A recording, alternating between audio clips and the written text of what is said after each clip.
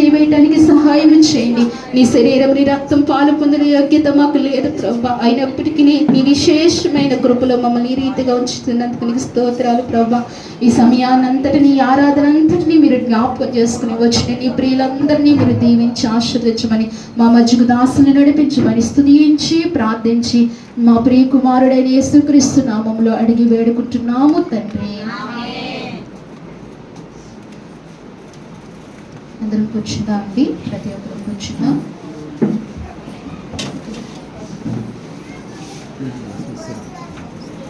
సాక్ష్యంలో వాక్యం అయిన తర్వాత తిరగాలి.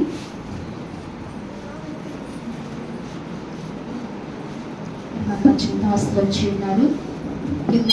కిందసారి వచ్చినప్పుడు దాసులు అన్నారు, నా కొరకు మీరు ప్రార్థన చేయండి, నేను మళ్ళీ రాకుండా అని అన్నారు. మనందరం ఏమని ప్రార్థన చేసాం? మళ్ళీ వచ్చేలా ప్రార్థన చేసాం. అందుకే ఆయన మన మధ్యకు వచ్చారు. అది దేవుని మహాకృప. మరి ఆయన ప్రేమపూర్వకంగా దాసుని ప్రేమపూర్వకంగా ఆహ్వానించుకుందాం. కుటుంబ పక్షాన, సంఘ పక్షాన ప్రేమపూర్వకంగా ఆహ్వానిస్తున్నాం. Praise the Lord. అందరికీ వందనాలండి. అలాగే దైవజనురాలు ఉత్తమ్మ గారికి, మీనాక్షమ్మ గారికి, సారథి గారికి, సంఘ పరిశుద్ధులకు అందరికీ పెద్దలకి నా హృదయపూర్వకమైన వందనాలు. మొదట ఒక ప్రశ్న, వందనాలు ఎందుకు చెప్పాలి?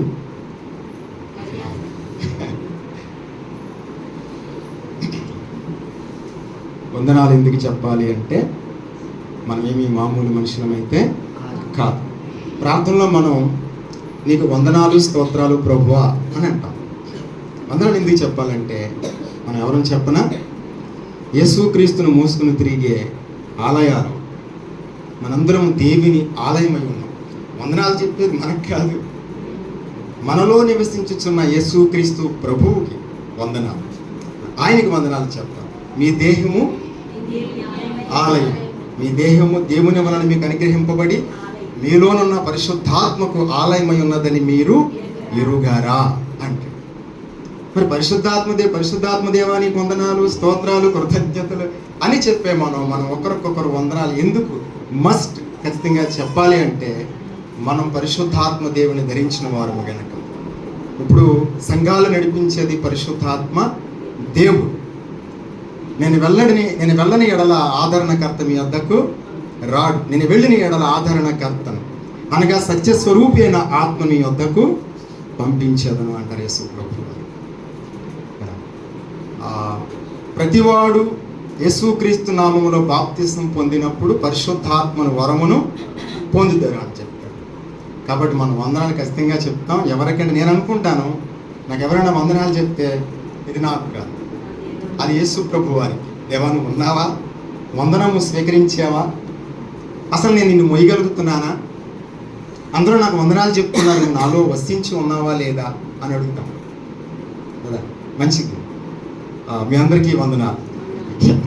యేసుక్రీస్తు ప్రభు వారి కదా, మీరందరూ ఆలయాలు, చాలా ధన్యులు కదా. అనేకులకు లేని భాగ్యం దేవుడు మనకి ఇచ్చాడు. అంత గొప్ప భాగ్యము. ఇశ్రాయేలులు చెప్పండి, ఇశ్రాయేలులు నీ భాగ్యం ఎంతో గొప్పది. యెహోవాను మోస్తున్న నీవు, యేసుక్రీస్తును మోస్తున్న నీవు ఎంత ధన్యుడవో ధన్యురాలువో కదా. మనందరం ధన్యులు. కానీ మనం ఏం చేస్తాం, అనేకమైన భారాలు మోస్తూ ఉంటాం. మన యేసు ప్రభుని మోయాలి. గాడిద చాలా ధన్యం అయిపోయింది కదా, వెళుతుంటే బట్టలు పరుస్తూ వచ్చారు. ఎవరున్నారు? ఇప్పుడు నాకు చాలా గౌరవంతో చప్పట్లు కొడుతున్నారు, ఆహ్వానిస్తున్నారు, దైవ సేవకులు అంటున్నారు కదా. ఇవన్నీ నాకు కాదు, నాలో ఉన్న యేసు ప్రభు వారికి.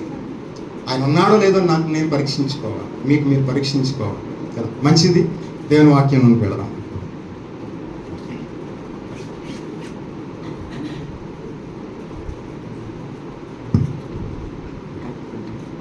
మంచిది. నేను సాధారణ ఎక్కువసేపు చెప్తాను కాబట్టి పోయినసారి మిమ్మల్ని ఏమన్నా ఇబ్బంది పెట్టాను అనుకుంటున్నాను. ఈసారి సారథి గారు చెప్పిన ప్రకారం అనుకున్న టైం కంటే ముందుగానే కొంచెం ముగించి నేను కూడా నిరూపించుకోవాలనుకుంటున్నాను. మరి ఏమవుతుంది తప్పనిసరిగా. మంచిది. దేవుని వాక్యము చాలా గొప్పది. ప్రభువైన దేవుడు ఒక మాట అన్నాడు. ఏమన్నాడు? చాలా అన్నాడు. ఏమన్నాడో మాకేం తెలుసు అని చెప్పాలి కదా. ఏమన్నారంటే ఆయన, విందురని నేను ఎవరితో మాట్లాడేదను, తర్వాత మాట, ఎవరికి సాక్ష్యం ఇచ్చేదను, వినుటకు వారు మనసులు సిద్ధపరచుకొనరు గనక వారు వినలేకపోయి యెహోవా వాక్యమందు సంతోషము లేని వారై దానిని తృణీకరించారు. ఎక్కడ రాయబడి ఉంది? యిర్మీయా 6:10 రాయబడి ఉంది. యిర్మీయా గ్రంథం 6:10. యిర్మీయా గ్రంథం, can you read some one కదా? యిర్మీయా గ్రంథం 6:10 స్పీడ్గా. అంటే నాకు తెలిసింది మీకు కూడా తెలియాలి కదా. అంటే వినట్లేదా? అంటే వాక్యం వినడానికి సిద్ధంగా లేరా? అంటే దేవుడు మాట్లాడుతాడు. మనం విగ్రహారాధకులం కాదు. మనం ఎవరమంటే సజీవుడైన వానిని ఆరాధించువారు, వాక్యమైన దేవుడిని ఆరాధించేవారు, అదృశ్య దేవుని ఆరాధించేవారు. కొలస్సీ 1:15 ప్రకారం పౌలు అంటారు, తీసుకోకండి, నేను అలాగే చెప్తూ ఉంటుంది, మీరు అన్ని తీసుకోరు కదా. క్రీస్తు అదృశ్య దేవుని యొక్క స్వరూపి అయి ఉన్నాడు అన్నాడు కొలస్సీ 1:15 ప్రకారం. అదృశ్యుడు అంటే అర్థం ఏంటి? కనిపించనివాడు. మీరు ఎంతవరకు పాటలు పడి ఆరాధన చేశారు, అది మీ మధ్య తిరుగుతూ ఉంటాడు కానీ కనిపించడు. గతంలో వచ్చినప్పుడు చెప్పాను, మీరు మర్చిపోయి ఉంటారు కదా. ఇవన్నీ చెప్తాను, వచ్చినప్పుడు నేను చెప్తానే ఉంటాను. కాబట్టి అదృశ్య దేవుని మనం ఆరాధిస్తున్నాం. అప్పుడు చదవమ్మా. విందులని నేను ఎవరితో మాట్లాడేదను, ఎవరికి సాక్ష్యం ఇచ్చేదను, వారు వినుటకు తమ మనస్సు స్థిరపరచుకొనరు గనుక వినలేకపోయిరి. ఇదిగో వారి యెహోవా వాక్యమందు సంతోషము లేని వారై తృణీకరింది కదా. కాబట్టి మనం ఈ ఉదయకాలం లేదా 12 అయిపోయింది, మధ్యాహ్నంలోకి ఎంటర్ అయ్యాం కాబట్టి ఈ వాక్యం మన జీవితంలో నెరవేరకూడదు. సాధారణంగా వాక్యం నెరవేరాలి, కానీ ఇది నెరవేరకూడదు. ఏం నెరవేరకూడదు? విందురని నేను ఎవరితో మాట్లాడుతున్నావు కదా, లేదు ప్రభువా నేను వింటాను, నువ్వు మాట్లాడితే నేను వింటాను అన్నట్టు ఉండాలి. ఈ వాక్యము నా జీవితం నెరవేరకూడదు. నా ప్రభువు మాట నేను వినాలి. ఏ మాట నెరవేరాలంటే, నీ దాసుడు ఆలకించుచున్నాడు, ప్రభువా సెలవిమ్ము అన్నాడు. ఎవరు? అలా ఉండాలి, అది నెరవేరాలి కదా. వినుటకు నేను ఎవరితో మాట్లాడదు, విందురని ఎవరితో మాట్లాడదానంటూ. కాబట్టి విందాం, కొన్ని మాటలు జ్ఞాపకం చేసుకుందాం, కొన్ని మాటలు ఇలా ధ్యానించుకుందాం. ఋతు గ్రంథం ఒకసారి ఈ మాట మీద మనసు పెడదాం. ఋతు గ్రంథం చదువుదామా? ఋతు గ్రంథం 1వ అధ్యాయం. ఋతు గ్రంథం 1వ అధ్యాయము 1వ వచనం చదువుకుందాం. న్యాయాధిపతులు ఏలిన దినములయందు దేశములో కరువు కలగగా యోదా బెత్లెహేము నుండి ఒక మనుష్యుడు తన భార్యను తన 2 కుమారులను వెంట పెట్టుకుని మోయాబు దేశమున కాపురం. అక్కడికి ఒక మాట సరిపోతుంది, చిన్న మాట ప్రార్థన చేస్తాను. తండ్రి నీకు స్తోత్రాలు ప్రభువా. సంఘం గొప్పది, ప్రజలు గొప్పవారు, నీవు గొప్ప దేవుడు. ఈ సంఘం కొరకే కదా ప్రాణమిచ్చావు, ఈ లోకానికి వచ్చావు. వీరితో మాట్లాడుటకు నేను ఎవడను, నిష్ప్రయోజకుడను. దేవా నీవే కదా గొప్పవాడువు. నేను బ్రతుకున్నట్లు, మేము బ్రతుకున్నట్లు నాతోనూ ఇక్కడ కూడి ఉన్నవారు అందరితో కూడా దేవా మీరే మాట్లాడమని, నీ ఆత్మను పంపమని, నీ లేఖన ప్రత్యక్షతలేమ్మని, ధర్మశాస్త్రంలో మరుగు చెప్పబడిన మాటలు చెప్పమని మేము వింటాము తండ్రి. విందురని నేను ఎవరితో మాట్లాడేదను, నేను వింటాను, బ్రతుకుతాను, నువ్వు నాతో మాట్లాడు ప్రభువా అని ప్రార్థిస్తూ, వందనాలు చెల్లించుకుంటూ, కృతజ్ఞతలు చెల్లిస్తూ, సమస్త ఘనత మహిమా కీర్తి ప్రభావమును నీకు మాత్రమే చెల్లిస్తూ నాతో మాట్లాడమని రక్షకుడైన యేసుక్రీస్తు నామములో ప్రార్థించి అడిగి వేడుకుంటున్నాను తండ్రి, ఆమేన్. మంచిది. ఋతు గ్రంథం 1వ అధ్యాయం 1వ వచనంలో మనం ఇలా చదువుతాం. న్యాయాధిపతులు ఏలిన దినములయందు దేశములో కరువు కలగగా యోదా బెత్లెహేము నుండి ఒక మనుష్యుడు తన భార్యను తన 2 కుమారులను వెంటబెట్టుకుని మోయాబు దేశమున కాపురం ఉండుటకు వెళ్ళెను అని చెప్తారు కదా. ఇక్కడ ఒక కుటుంబము, యోదా బెత్లెహేములో ఉన్న కుటుంబము, వారి జీవితంలో కలిగిన శ్రమను బట్టి, కష్టాన్ని బట్టి, ఇబ్బందులు బట్టి, ఇరుకును బట్టి ఒక స్థలం నుండి మరొక స్థలానికి వెళ్ళారు. ఎందుకు వెళ్ళారు వారు అని మనం చూస్తే, దేశంలో కరువు కలగగా. కరువు దేని సూచిస్తుంది? కరువు దేని చూస్తుందంటే అనేకమైన ఇబ్బందులు.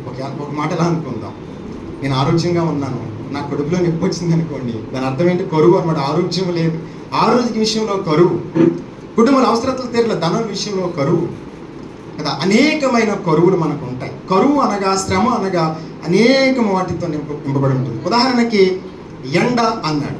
ఎండ దేని సూచిస్తుంది? అనేక కష్టాలను సూచిస్తుంది. పగల ఎండ దెబ్బ అయినను, ఎండ దెబ్బ తగలకూడదు. ఇప్పుడు ఎండ దెబ్బ తగలేదు, లోపల ఏసీ వేసుకున్నాం ఎంత హాయిగా ఉంటుంది. అదే ఎండలో ఉన్నాం అనుకోండి, ఇంకెలా ఉంటుంది? అంటే కష్టాల్లో ఉన్నామని అర్థం. ఆ ఎండ అని అనుకోకూడదు. ఎండ అనగా కష్టాన్ని సూచిస్తుంది. దేవుడు అలంకార భాషలో, ఆధ్యాత్మిక భాషలో మాట్లాడుతూ ఉంటాడు. సో వీరికి అనేక కష్టాలు అక్కడ వచ్చి ఉన్నాయి. కరువు అన్నాడు, దాన్ని ఒక షార్ట్ ఫామ్లో చెప్పాడు. కరువు అంటే ఎన్ని ఇబ్బందులు ఉన్నాయో, తినడానికి లేదు, ఉండడానికి లేదు, కట్టుకోవడానికి లేదు, అనేక బాధలు ఉండవచ్చు. శరీరంలో ఆరోగ్యం లేకపోవచ్చు, ఏమైనా కలగవచ్చు. కాబట్టి అక్కడ కరువు అన్నాడు. కరువు తర్వాత వాళ్ళు ఏం చేశారు అని మనం చూస్తే 2వ వచనం, ఆ మనిషిని పేరు ఎలీమెలెకు. తర్వాత అతని భార్య పేరు నయోమి. అతను ఇద్దరు కుమారుల పేర్లు మమ్ములోను కిలియోను. వారు యోధా బెత్లహేము వారైన ఎఫ్రాతీయులు. మోయాబు దేశమునికి వెళ్ళి సరిపోతుంది కదా. వీరు కరువు వచ్చిన కారణాలను బట్టి ఆ దేశానికి వెళ్ళారు.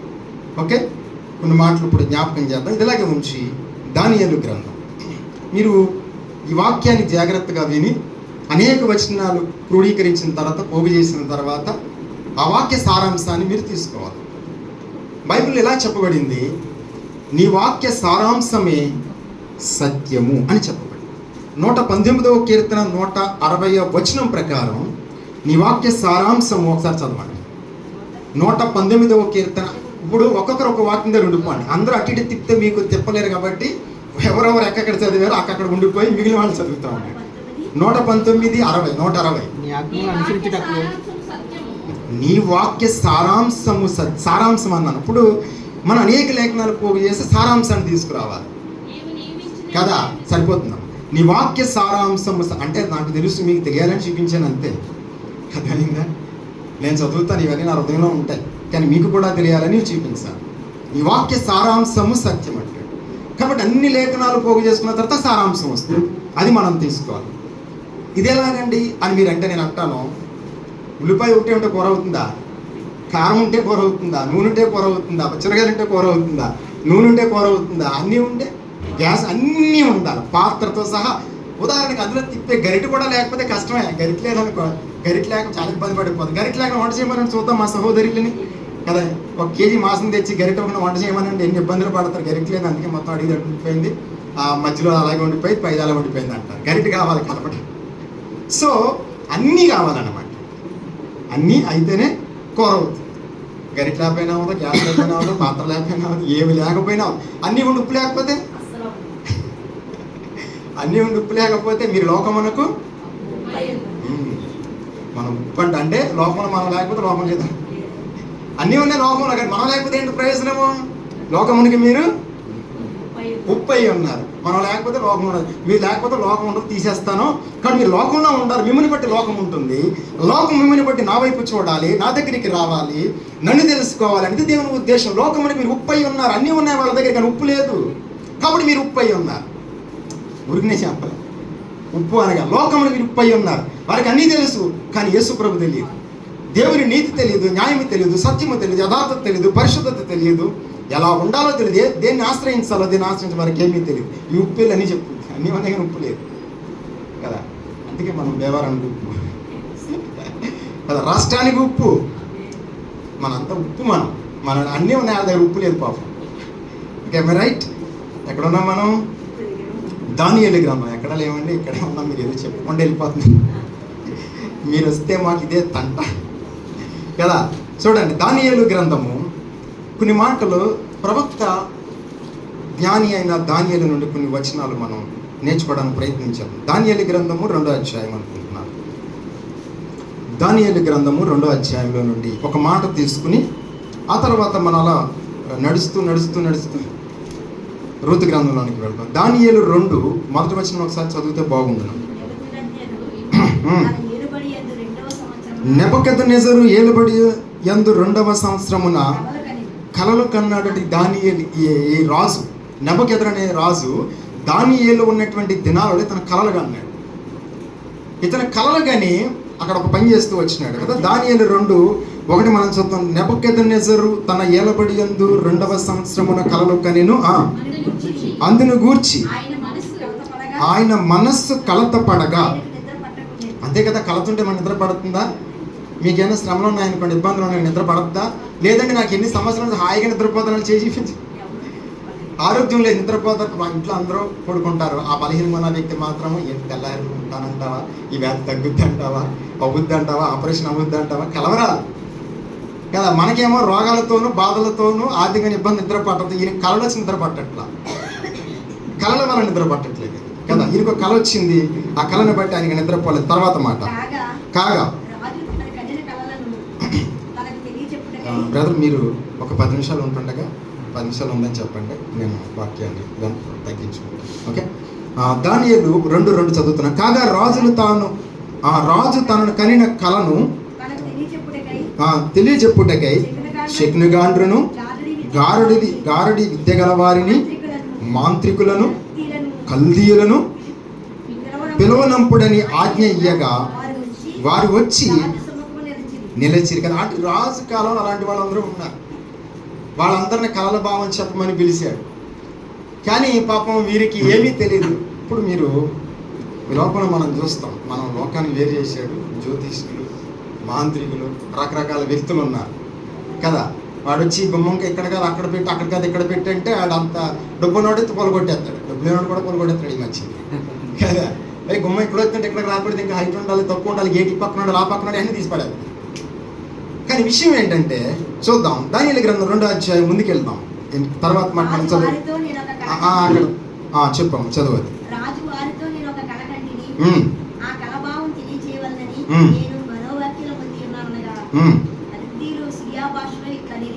రాజు చిరకాలం జీవించును గాక, తమరి దాసులకు కల సెలవునీయుడి, మేము దాని భావము తెలియజేయదు. రాజు నేను దానికి మరచిపోతుని కానీ కలను దాని భావమును మీకు తెలియజేయని ఎడల మీరు తుత్తునీయులుగా చేయబడుదురు. మీ ఇండ్లు పెంట కుప్పగా చేయబడును. కలను దాని భావమును తెలియజేసిన ఎడల దానములు బహుమానములను మహాఘనతయు నా సముఖులు నొందుదురు గనుక కలను దాని భావమును తెలియజేయడనగా వారు రాజు ఆ కలను తమరి దాసులమైన మాకు చెప్పిన ఎడల మేము దాని భావమును తెలియజేద్దామని మరలా ప్రత్యుత్తరం ఇచ్చి, అందుకు రాజు ఉత్తరమిచ్చి నేను మరిచి ఉండటం మీరు చూచి కాలహారణము చేయవలనని మీరు కనిపెట్టుచున్నట్లుగా నాకు బాగుగా కదా. ఇదేంటంటే కాలం గడుపుకుంటున్నారు. వాస్తవానికి వీళ్ళకి ఏమీ తెలియదు. కానీ రాజు కాలంలో ఈ మాంత్రికులు, గారడి విద్య గారు వీళ్ళందరూ కాలం గడుపుకుంటున్నారు. అంటే దాని అర్థం ఏంటంటే పొట్ట పోషించుకుంటున్నారు. ఒక ఆయన ఉన్నాడు, యూట్యూబ్లో వాక్యాలు చెప్తూ ఉంటారు. ఆయన పేరు గరికిపాటి సూర్యనారాయణ గారు ఎవరో ఉన్నారు, మీ అందరికి తెలిసే ఉంటుంది, బాగా చెప్తారు కదా. ప్రవచనాలు ఏం చెప్తూ ఉంటారు. ఆయన గరికిపాటి ఏదో తెలుసు, సూర్యనారాయణ మంచి పేరు. ఆయన నరసింహారావు గారు, ఆయన చాలా చక్కగా, ఆయన ఒకసారి ఒక మాట చెప్పారు. ఏమన్నారు తెలుసు ఆయన ఇలాగే అన్నారు. ఆయన ఇలా బోధిస్తున్నారు, అందరూ కూర్చుని ఉన్నారు. ఇక్కడ ఎక్కువ మంది లేరు, 20-30 మంది ఉన్నారు, అక్కడ 100 మంది ఉన్నారు. ఆయన అన్నారు, మాకు ప్రత్యేకంగా జ్ఞానం అంటే ఏముండదో, మీ అజ్ఞానమే మా జ్ఞానం అన్నాడు కదా. మాకు ప్రత్యేకంగా జ్ఞానం ఏమి ఉండదు, మీ అజ్ఞానమే మా జ్ఞానం అని చెప్పి. ఆ మాట నాకు చాలా బాగా నచ్చింది. ఎక్కడో ఎవరో క్లిప్పింగ్లో నేను విన్నాను, వీడియోలో క్లిప్పింగ్ పెట్టారు, విన్నాను, మైండ్లో పెట్టేసుకున్నాను. ఎందుకంటే మంచి మాట కదా. ఇప్పుడు నాకు కూడా ప్రత్యేకంగా వాక్య జ్ఞానం నాకు ఏముండదో, మీరు అప్పుడు దాన్ని బట్టి మీరు అర్థం చేసుకునేది కదా. నాకేమీ తెలియదు, నేను కూడా జీరోయే అని ఏమన్నాడంటే, మాకు ప్రత్యేకంగా జ్ఞానం ఏమి ఉండదు, మీ అజ్ఞానమే మా జ్ఞానం అన్నాడు. అలా లోకంలో అందరూ బ్రతికేస్తా ఉంటారు. ఈ కల్దీయుల వీళ్ళ కూడా వీళ్ళకి ప్రత్యేకంగా జ్ఞానం ఏమీ లేదు. ఆ రాజ్యంలో ఉన్న వారి యొక్క అజ్ఞానులు కాబట్టి వీళ్ళ జ్ఞానంతో బతికేస్తున్నారు, లేనిపోయి చెప్పుకుంటా. ఈ లోకంలో అనేక మంది జ్యోతిష్కులు కానీ, మాంత్రికులు కానీ, పెద్దలు కానీ, భవిష్యత్తు కాలాన్ని చెప్పేవారు కానీ అనేక మంది ఏం చేస్తారంటే కాలహరణం చేస్తూ ఉంటారు. వారు కాలం గడుపుకుంటూ ఉంటారు, కడుపు నింపుకుంటూ ఉంటారు. వారికంటే ప్రత్యేకమైన జ్ఞానం ఏమీ లేదు. వారికంటే ప్రత్యేకమైనటువంటి ప్రత్యేకతలు, మహిమలు ఏమీ లేవు. మన జ్ఞానమే, మన బలహీనతలే వాళ్ళు అలా ఇచ్చిస్తున్నాయి. అర్థమైందా కదా? ఇప్పుడు వీడికి అనుమానం ఎక్కువ. ఈ గుమ్మ ఎలా పెట్టించిన ఏమవుతుందో, ఇది అలా జరిగితే ఏమవుతుందో, ఇలా జరిగితే ఏమవుతుందో అని ఆ దగ్గరికి వెళ్తా డబ్బులు తీసుకుని ఏదో చెప్పేస్తాడు. వచ్చింది అతను మాత్రం ఏం తెలుసు పాపం కదా? సృష్టికర్తకు తప్ప ఎవరికి ఏమీ తెలియవు. భూత వర్తమాన భవిష్యత్తు కాలం నుండి కూడా ఆయనకే సర్వము తెలుసు. రేపేమో సంభవించినా మీరు ఎరుగురు అన్నాడంటే ఎవరికి తెలియదు అని అర్థం. ఏ మనుషుడికి తెలియదు, అందులో అందరూ ఉంటారు. రేపేమో సంభవించినో తెలియదంటే మనకేం తెలియదు, ఆయన తప్ప ఎవరికి ఏమి తెలియదు అని అర్థం. కాబట్టి భూమి మీద ఎవరికి ఏమి తెలియదు, ఆయనకే సర్వమును తెలుసు. సర్వము ఎరిగిన సర్వాంతర్యామి మన రక్షకుడు యేసుక్రీస్తు ప్రభువ. కాబట్టి వీళ్ళు ఎలా బ్రతికేస్తున్నారు చూడండి. దానియేలు గ్రంథం 2వ అధ్యాయములో అందుకు రాజు ఉత్తరం ఇచ్చి చెప్పినది ఏమనగా, 8వ వచనం చదువుతున్న దానియేలు 2:8. అందుకు రాజు ఉత్తరం ఇచ్చి చెప్పినది ఏమనగా, నేను మరిచి ఉండటం మీరు చూచి. అంటే కలను దాని భావాన్ని చెప్తే వాళ్ళు చెప్తారట. మామూలుగా వీళ్ళకి ఏం తెలియదు. వాళ్ళెంత అప్పుడు అర్థమైంది రాజుకి, ఆహా వీళ్ళు ఎలా బతుకుతున్నారా, ప్రత్యేకంగా వీళ్ళకంటే ఏమీ తెలియదని కదా. అక్కడ ఏం చెప్పాడంటే, నేను మరిచి ఉండటం మీరు చూచి కాలహరణము చేయవలనని మీరు కనిపెట్టుచున్నారు. కనిపెట్టుచున్నట్లు నేను బాగుగా గ్రహించుచున్నాను. కాలము ఉపాయముగా గడపవలనని అబద్ధమును మోసపు మాటలను నా ఎదుట పలకను ఉద్దేశించి ఉన్నారు. ఇదే లోకంలో జరుగుతుంది. ఇదే బయట ఎక్కడ చూసినా జరిగేది. మీరేం చేయాలంటే ఒకటే అనుకోవాలి కదా, ఎవ్వరికి ఏమీ తెలియదు, యేసు ప్రభువుకు తప్ప ఏమీ తెలియదు. మీ తోటి వారికి చెప్పాలి, తమ్ముడు, అన్న, అక్క, చెల్లి ఎక్కడికి వెళ్ళకండి. ఎందుకంటే వాళ్ళు చెప్పే అబద్ధాలు, వాళ్ళు బ్రతుకుదేరు కోసం వాళ్ళు చెప్తున్నారు తప్ప ఎవ్వరికి ఏమీ తెలియదు. ఈవెన్ మీ, నాకు కూడా ఏం తెలియదు. అయ్యో మరి వాక్యాన్ని ఎలా ఉపదేశిస్తారు? దేవుని ఆత్మ చేత. తండ్రి ఆత్మ మీలో ఉండి మాట్లాడుచున్నాడే కానీ మాట్లాడేవారు మీరు కాదు. ఏ సేవకుడు వాక్యాన్ని ప్రకటించిన దేవుని ఆత్మ చేతే తప్ప తన సొంత జ్ఞానం చేత ఏమని ప్రకటింప జాలడు, ఏమీ అర్థము కాదు. దేవుని ఆత్మ చేత. ఒక అల్పుడు నేను ఎలా వాక్యం చెప్పగలుగుతాను? దేవుని ఆత్మ చేత. నాకేం తెలుసని? దేవుని ఆత్మ చేత. దేవుడు కనికరించి ఆత్మను పంపించి, దేవుడు తను పంపించిన వానికి కొలత లేని ఆత్మను అనుగ్రహించినని చెప్తాడు యేసు ప్రభువును గురించి. కొలత కలిగిన ఆత్మ తన సేవకులకి, సేవకురాండ్రులకి, ఉపదేశకులకి దేవుడిచ్చి మాట్లాడుతాడు. అది దేవుని ప్రత్యేకత. కాబట్టి ఎవరు గొప్పవారు కాదు. అల్టిమేట్ నా రక్షకుడు యేసుక్రీస్తు ప్రభువారు గొప్పవాడు కదా. ఎంత చక్కగా చెప్తున్నాడు 2వ అధ్యాయం 9వ వచనం. కాలం ఉపాయముగా గడపవలని అబద్ధమును మోసపు మాటలను నా ఎదుట పలకను ఉద్దేశించి ఉన్నారు. మీరు కలను చెప్పలేకపోయిన ఎడల నేను చెప్పిన మాట ఖండితం గనుక కలను నాకు చెప్పుడి, అప్పుడు దాని భావము మీకు అప్పుడు దాని భావము తెలియజేయుటకు మీకు సామర్థ్యము కలదని నేను తెలుసుకుందును. అందుకు కల్దీయులు ఇలాగ ప్రత్యుత్తరం ఇచ్చిరి, భూమి మీద ఏ మనుష్యుడును రాజు అడిగిన సంగతి కదా. ఏ మనుషుడు చెప్పజాలన్నప్పుడు చేతులు చూసి ఎలా చెప్పేస్తారని నాకు తెలియ అడుగుతున్నాను. నీకు అలా ఉంది, నీకు ఎలా ఉంది, సోది చెప్పి కదా, పుట్ట నిత్యం మీద తీసుకుని సోది చెప్పి ఎలా చెప్పేస్తారండి కదా. నీకు శాంతిలోనే శాంతి చేస్తే కానీ దాకా ఎలా చెప్పేస్తారండి? ఎవరు చెప్పేస్తారు? భూమి మీద ఏ మనుషుడు చెప్పజాలడు అని దేవుని వాక్యం చెప్తుంది. నేను చెప్పట్లా. ఏ మనుషుడు అంటే అందులో నేను ఉంటాను, అందరూ ఉంటారు. ఎంత జ్ఞానైన స్వామీజీలు కదా, వీళ్ళందరూ ఉంటారు. యూట్యూబ్లో చూస్తూ ఉంటాను, ఒక చైనా ఏదో దేశం ఒక ముసలావిడ ఏదో చెప్తూ ఉంటుందని చెప్తారు కదా. ఎవరో ఒక ఆవిడ, నాకు తెలియదు కానీ పేరు. ఇలా ఎవరు ఏం చెప్పేస్తారు? ఎవరి వల్ల ఏమవుతుంది? ఏ మనుషుడు కూడా దేనిని గురించి చెప్పజాలడు. నెక్స్ట్ మినిట్ ఏం జరుగుతుంది ఎప్పుడు చెప్పజాలడు. దేని భావాన్ని చెప్పజాలడు. ఎందుకంటే అన్ని ఒకవేళ పొరపాటుని చెప్పారనుకోండి, చెప్పారనుకోండి, ఆయన నాకు మనం చెప్పింది కాకుండా ఇంకోలా జరిగేస్తాడు, మార్చేస్తాడు. ఎందుకని? కాలములను సమయములను తండ్రి తన స్వాధీనంలో ఉంచుకున్నాడు.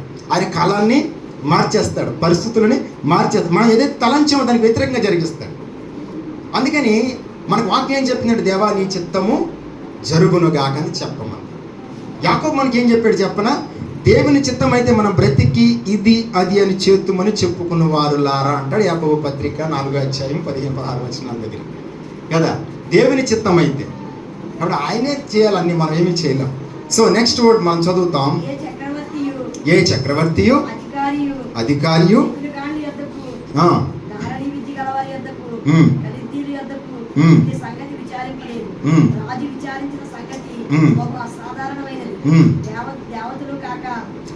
రాజు విచారించిన సంగతి బహు అసాధారణమైనది, దేవతలు కాక మరెవరును ఈ సంగతి తెలియజెప్పజాలరు కదా. తర్వాత దేవతలు నివాసములు శరీరముల మధ్య ఉండవు కదా అంటాడు. కోపము తెచ్చుకుని అత్యాగ్రహం గలవాడై బబులోనులోని జ్ఞానులందరినీ సంహరింపవలని ఆజ్ఞ ఇచ్చాను కదా. ఇది రాజు ఇచ్చిన, ఎందుకంటే వాళ్ళ సంగతి చెప్పలేకపోయారు, వాళ్ళు తేలిపోయింది. వాళ్ళ యొక్క జ్ఞానము, వాళ్ళంతటి చెప్పగలిగిన సామర్థ్యం, ఆ సామర్థ్యం అంతా బయటపడిపోయింది. కాబట్టి ఇక్కడ వాళ్ళు చెప్పలేకపోయారు. సో అలాగే రేపేం సంభవిస్తుందో మనకి ఏ సంగతి తెలియదు. కాబట్టి ఇప్పుడు న్యాయాధిపతులు ఏలు కాలములో ఆ దేశంలో కరువు కలిగినప్పుడు అక్కడ ఎలీమెలెకు కదా, అతని పేరు ఎలీమెలెకు. రూతు గ్రంథం 1వ అధ్యాయం 1వ వచనం చదువుతున్నాం కదా. న్యాయాధిపతులు ఏలిన దినముల యందు దేశంలో కరువు కలగగా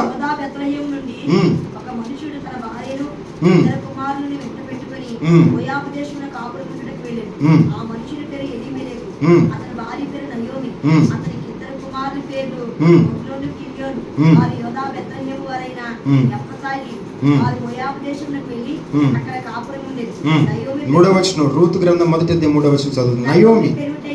నయోమి పెనిమిటి అయిన చనిపోయిన తర్వాత ఆమెయు ఆమె ఇద్దరు కుమారులు నిలిచి ఉండి వారు మోయాబు స్త్రీని పెళ్లి చేసుకుని, ఒక దాని పేరు వార్ప, రెండవ దాని పేరు రూతు. వారు ఇంచుమించు 10 సంవత్సరములు అక్కడ నివసించిన తర్వాత మమ్లోను కిలియోను ఇద్దరు చనిపోయారు. కాగా ఆ స్త్రీ తాను కనిన 2 కుమారులను తన పెనిమిటి లేనిదాయను కదా. ఈమెకేమీ తెలియదు. కరువు కలిగినప్పుడు ఇప్పుడు ఏం చేయాలంటే దేవుని వద్ద విచారణ చేయాలి. ఇప్పుడు ఈమె భర్త ఎవరు? ఎలీమెలెకు కదా. ఎలీమెలెకు, నయోమి, మమ్లోను, కిలియోను నలుగురు కలిసి దేవుని వద్ద విచారణ చేయాలి. కరువు వచ్చింది ప్రభా, కష్టం వచ్చింది ప్రభా, ఎలా ప్రభు విచారణ. వీళ్ళు ఏం చేశారు? సొంత నిర్ణయం చేశారు. వీళ్ళు ఇక్కడ కరువు వచ్చింది కాబట్టి వేరే దేశానికి వెళ్ళిపోయారు, మోయాబు దేశానికి వెళ్ళిపోయారు. వెళ్ళిపోయిన తర్వాత వాళ్ళకి ఏం కలిగింది? నష్టం కలిగి. మొట్టమొదటిగా నయోమి యొక్క భర్త చనిపోయాడు. తర్వాత తన 2 కుమారులు కూడా చనిపోయారు.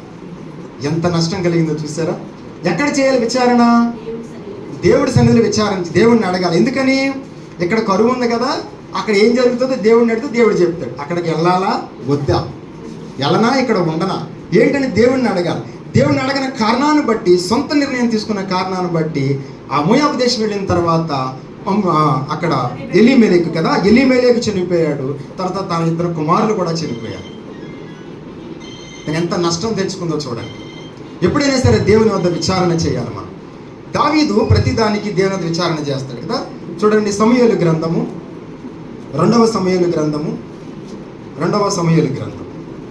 మనం ఎవరి వద్ద విచారణ చేయాలంటే దేవుని వద్ద విచారణ చేయాలి కదా. 2వ సమూయేలు గ్రంథం 5వ అధ్యాయం మనం చూసినట్లయితే 2వ సమూయేలు గ్రంథం 5వ అధ్యాయం 19వ వచనం, 5:19. దావీదు నేను ఫిలిష్తీయులకు ఎదురుగా పోయేదనా, వారిని నా చేతికి అప్పగింతువా అని యెహోవా విచారించినప్పుడు అంటాడు కదా. కాబట్టి దావీదు చూడండి. ఇప్పుడు అలాగే నయోమి, ఎలీమెలెకు వీళ్ళు ఏం చేయాలి? దేవుని వద్ద విచారణ. దేవుని ప్రజలు వాళ్ళు దేవుని వద్ద విచారణ చేయాలి. అంటే ప్రార్థించాలి, అంటే దేవుడిని అడగాలి, దేవుని వద్ద తెలుసుకోవాలి, దేవుని చిత్తాన్ని కనుగొనాలి, సొంతంగా నిర్ణయం చేయకూడదు.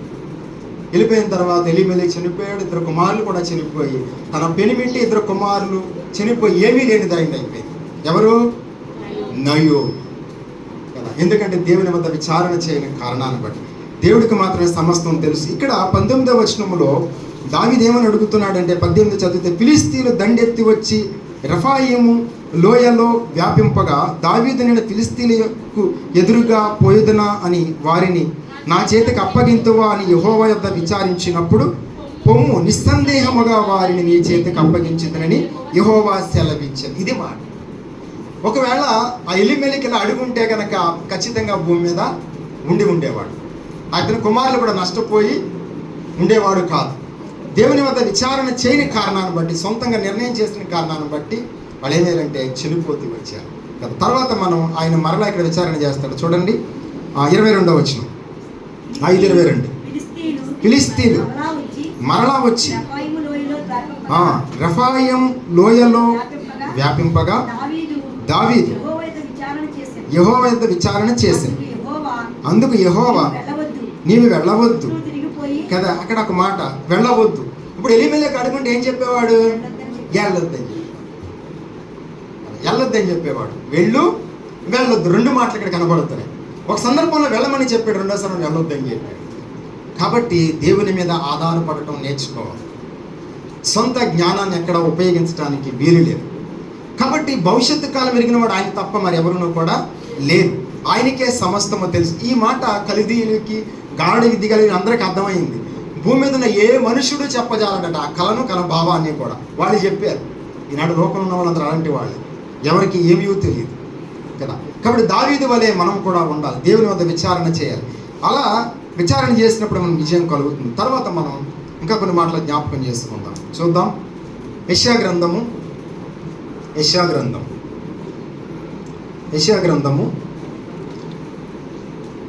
34వ అధ్యాయం అనుకుంటా, మాట చదువుదామా? లేదా 31. యెషయా గ్రంథం 31 అధ్యాయము 1వ వచనం. యెషయా గ్రంథం 31:1. ఇశ్రాయేలుడు పరిశుద్ధ దేవుని లక్ష్య పెట్టకయు. అది దేవుడు ఏం కోరుకుంటున్నాడంటే, నీకు ఏదొచ్చినా నన్ను అడిగని చెప్తాడు.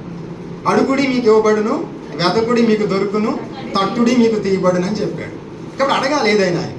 దేవుడు అదే కోరుకున్నాడు, ఆది నుంచి కూడా అదే కోరుకున్నాడు, అదే తెలియజేస్తున్నాడు.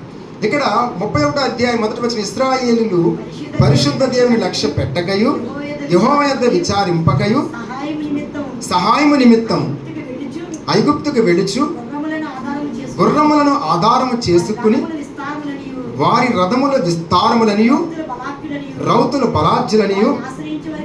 అది మన సొంత జ్ఞానం. ఆ ఎలీమెలెకు, నయోమి, మహలోను, కిలియోను వీళ్ళు ఏం చేశారంటే సొంత నిర్ణయం చేశారు. దేవుడు ఏం కోరుకున్నాడు? దేవుని ప్రజలను, వాళ్ళకి తెలియదు, మీకు తెలుసు కాబట్టి మీరు నా వద్ద విచారణ చేయాలి, నన్ను అడగక ఏమీ కూడా చేయకూడదు. అందుకే భక్త సింగ్ అని ఒక దైవజనుడు ఉన్నారు. ఆయన గడ్డం తీసుకోవాలనే సరే ప్రభుని అడగాలట. ప్రభు గడ్డం గీయించుకొని అడగాలంటే వద్దు అని చెప్తారు, ఆగిపోతారు. అలా ఒకసారి ఆయన ఎప్పుడు నీటి సేవలో ఉంటారు. ఒకసారి నెల రోజులు అయిపోయింది, ప్రభు గడ్డం తీసుకుని వద్దు, గడ్డానికి వెళ్ళాలంటే వద్దు అని చెప్తాను. నెల రోజులు గడ్డం పెరిగిపోతే అప్పుడు అడిగితే ఒక దిన ఇప్పుడు వెళ్ళి అన్నారు. ఈ కాలంలో అయితే కదా ఏమీ అడగం మనం. ప్రభు నాకు ఇలా చెప్పాడు, అలా చెప్పాడు అని ప్రభు చెప్పాలి. యాకోబు ఏం చేశాడు? యాకోబు రాత్రంతా మేలుకుని ఉండేగా తప్ప యాకోబుతో మాట్లాడలేదు. యాకోబు ఏమన్నాడంటే, తెల్లవారుతుంది కనుక నన్ను పోనీయమనేను. తెల్లవారి ముందు మాట్లాడాడు, తెల్లవారులు అడుగుతూ వచ్చాడు. అది మనమైతే 2 గంటలు అయింది, 2 గంటలు అయింది, పొద్దునే చాలే వెళ్ళి సరిపెట్టుకుని ఆ దేవుడు చెప్పాడు రాత్రి అంటాం. ఆయన తెల్లవారులు వెయిట్ చేశాడు, దేవుని స్వరం వినేంత వరకు, జవాబు వచ్చేంత వరకు వెయిట్ చేశాడు. ఇది మన లక్ష్యం. తర్వాత చెప్తాడు, కింద చదవమ్మా 31:2వ వచనం చదువుతాం. సహాయం నిమిత్తం 2వ వచనం అమ్మా. ఆయనను అనియు బుద్ధిమంతుడిగా ఉన్నాడు. ఆయన బుద్ధిమంతుడిగా ఉన్నాడు. మాట తప్పక దుష్టుడు ఇంటి వారి మీదను, కీడు చేయవారికి తోడ్పడి వారి మీదను ఆయన లేచును. ఐగుప్తీయులు మనుషులే గాని దేవుడు కాదు. ఐగుప్తీయుల గుర్రముల మాంస సమములే గాని ఆత్మలో కావు. యెహోవా తన చెయ్యి చాపగా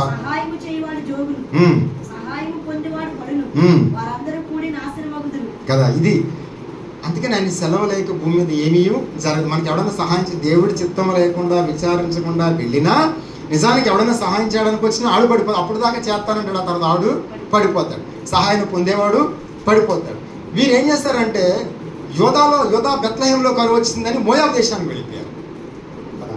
అక్కడ ఇంకా కరువు వచ్చింది, ఇంకా ఇబ్బంది ఎదురైంది కదా, మరింత నలిగిపోతుంది. కాబట్టి ఎప్పుడు కూడా మనం దేవుని వద్ద విచారణ చేయాలి. 3వ వచనంలో అంటాడు, ఐగుప్తీయులు మనుషులే గాని దేవుడు కారు అంటే, ఐగుప్తీయులు మనుషులే గాని దేవుడు కారు అని చెప్పి తర్వాత అంటాడు, ఐగుప్తీయులు గుర్రములు మాంసమయములే గాని ఆత్మలు కావు. యెహోవా తన చేయ చాపగా సహాయము చేయవాడు జోగును, సహాయము పొందునువాడు పడును, వారందరూ కూడి నాశనమగుదురు అంటాడు. తర్వాత మాట యెహోవా ఇలాగ సెలవిచ్చుచున్నాడు, గొర్రెల కాపర్ల సమూహము కూడిరాగా సింహము కొదమ సింహము వారి శబ్దములకు భయపడుటయు వారి కేకలకు అధైర్యపడకయు తమకు దొరికిన దాని మీద గర్తించినట్లు సైన్యముల అధిపతి యెహోవా యుద్ధము చేయుటకై సీయోను పర్వతం మీదకి దాని కొండ మీదకి దిగివచ్చును. సరిపోతుంది. కాబట్టి ఎప్పుడు కూడా దేవుని విచారణ చేయాలి. తర్వాత మనం చదువుకున్న ఆదికాండం కొన్ని మాటలు మనం చూసి ముగిందాం. చూడండి, ఆదికాండము చివరిగా దానియేలుకు వెళ్ళి 2 మాటలు చదువుకి మనం త్వరగా ముగించేద్దాం. ఆదికాండం 20వ అధ్యాయం.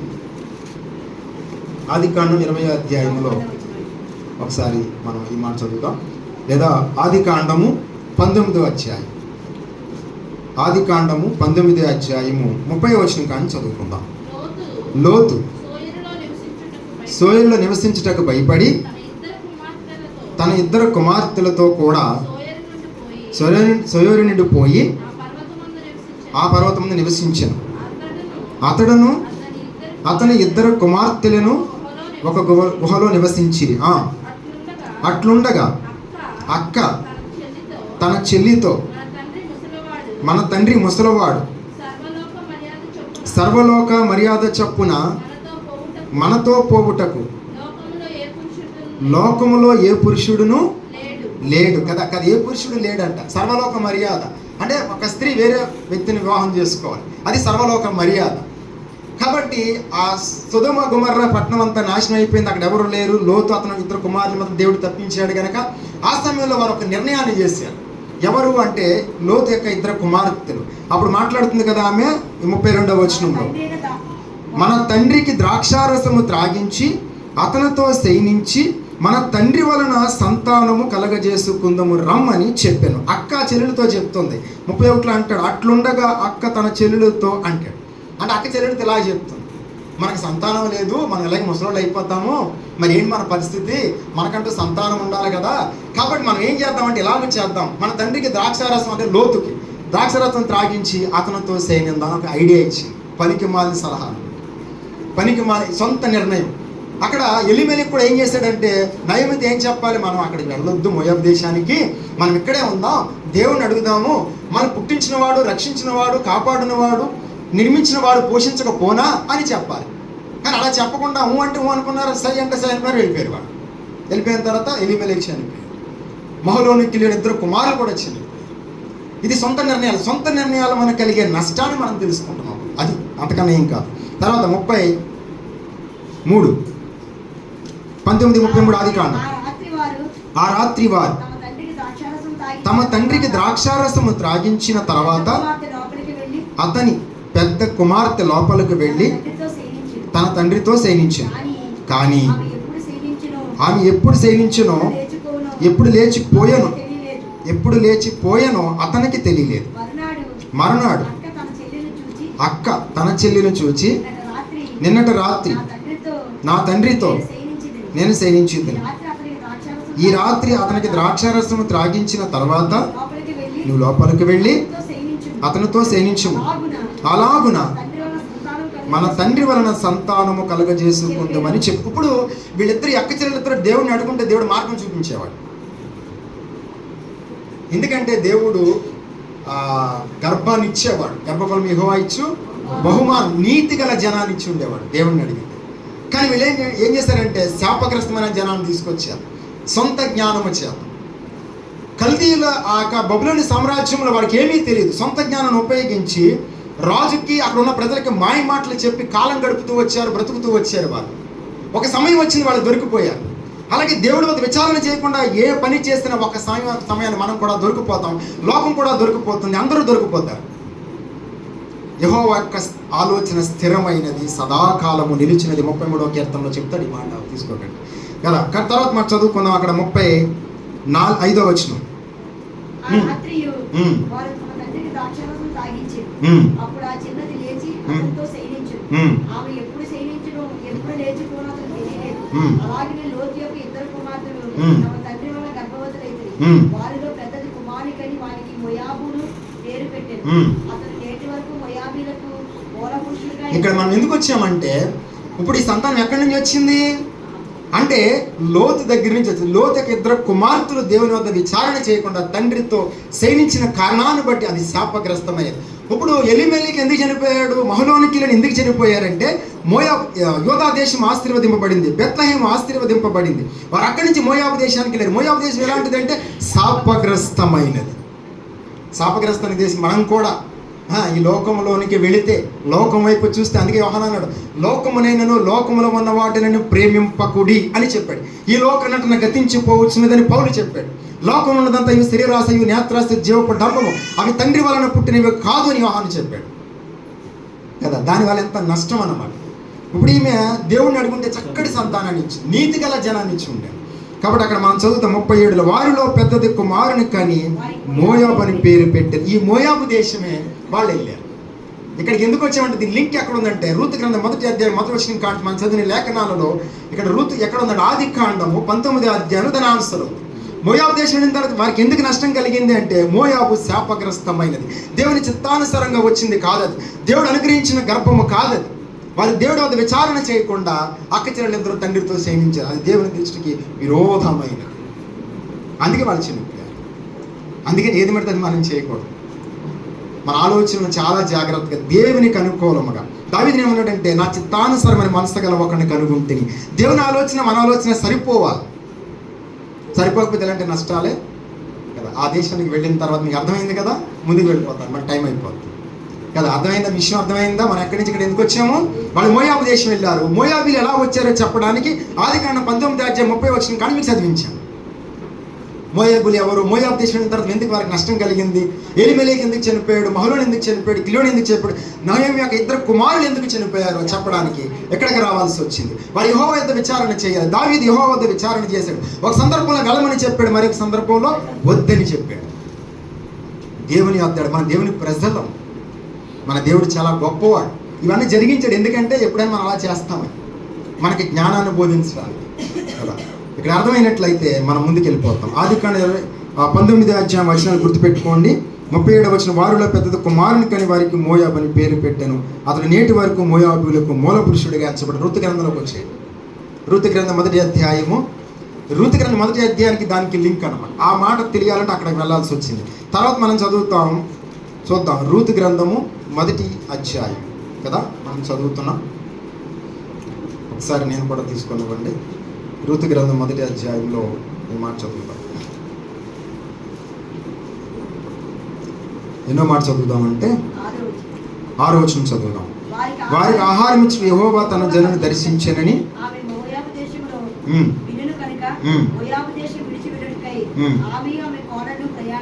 కదా. ఇక్కడ మోయాబులోకి వచ్చిన తర్వాత ఏం కలిగింది? 5వ వచనంలోను, వారు ఇంచుమించు 10 సంవత్సరములు అక్కడ నివసించిన తర్వాత మహలోను కిలియోను ఇద్దరు కుమారులు చనిపోయేది.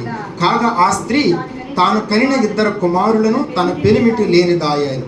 దేవుని వద్ద విచారణ తెలియదు నష్టము కలిగింది. దేవుని వద్ద విచారణ అలా చేస్తే మనకి ఏం జరుగుతుందో చూద్దాం. ఇప్పుడు దానియేలు గ్రంథం ముగించుకుందాం.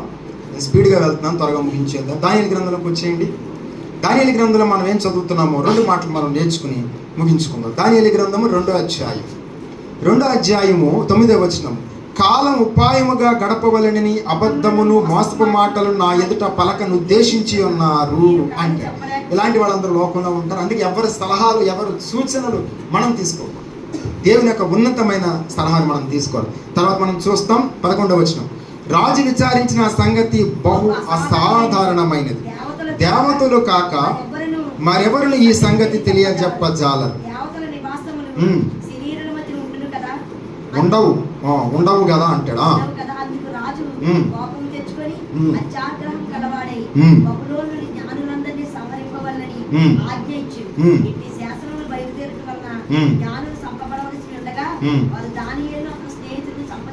దానియేలు కూడా, ఎందుకంటే దానియేలు మహాజ్ఞాని, దానియేలు చాలా జ్ఞాని. అక్కడ ఉన్న జ్ఞానుని చంపబడడానికి రాజు ఆజ్ఞ ఇచ్చాడు. ఆ జ్ఞానులతో పాటు దానియేలు, షడ్రాకు, మేషకు, అబేద్నెగోలు వీరు కూడా చంపబడాలి. కానీ దానియేలు చాలా యుక్తముగా చాలా చక్కటి ఆలోచన చేశాడు. మొట్టమొదట ఆ దానియేలు ఎవరంటే చాలా జ్ఞాని అని దేవుడు సాక్ష్యం ఇస్తాడు. ఒకసారి యెహెజ్కేలు గ్రంథం 28వ అధ్యాయం మనం చూస్తే, యెహెజ్కేలు గ్రంథం 28వ అధ్యాయం దానియేలు ఎంత జ్ఞానో మనం చూస్తాం. ఆ జ్ఞానం అతను ఎలా కాపాడిందో మనం చూస్తాం. యెహెజ్కేలు గ్రంథం 28వ అధ్యాయము ఈ మాట మనం చదువుకుందాం. యెహెజ్కేలు 28 ఈ మాట చదువుతామా? 2వ వచనం కింద భాగంలోకి వస్తే ఈ మాట మనం చదువుతాం. కాగా మానవుడై ఉండుట నీవు దానియేలు కంటే జ్ఞానవంతుడవు. యెహెజ్కేలు గ్రంథం 28వ అధ్యాయం 2వ వచనం చివరి భాగంలో రాయబడి ఉంది, నీవు దానియేలు కంటే జ్ఞానవంతుడు. ఈ మాట దేవుడు స్వయంగా మాట్లాడుతున్నాడు. ఎవరితో మాట్లాడుతున్నాడు? లూసిఫర్తో మాట్లాడుతున్నాడు, సాతానుతో మాట్లాడుతున్నాడు, అపవాదితో మాట్లాడు. ఈ అపవాది సాతాను అనేవాడు ఎవరికంటే దానియేలు కంటే జ్ఞానవంతుడు. ఇందులో మనకు అర్థమైన సంగతి ఏంటంటే దానియేలు మహాజ్ఞాని అని అర్థం. దానియేలు కంటే అన్నాడంటే దానియేలు మంచి జ్ఞాని అర్థమవుతుంది కదా. ఆ జ్ఞానమే దేవుని వద్ద విచారించేలాగా చేసింది కదా. అదే మాట మనం చదువుకుంటాం. దానియేలు గ్రంథంలోకి వచ్చేయండి, ఇంకా సరిపోతుంది. దానియేలు జ్ఞాని అని చూపించడానికి అక్కడికి వెళ్ళాల్సి వచ్చింది. దానియేలు గ్రంథము 2వ అధ్యాయము 11వ వచనం. రాజు విచారించిన సంగతి బహు అసాధారణమైనది. దేవతలు కాక మరెవరు ఈ సంగతి చెప్పజాలరు.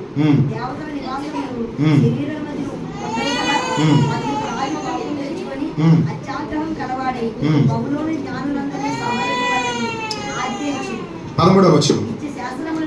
ఇష్టి శాస్త్రము బయలుదేరిట వలన జ్ఞానులు చంపబలసి అమ్మ ఉడికొచ్చేస్తుందేమో.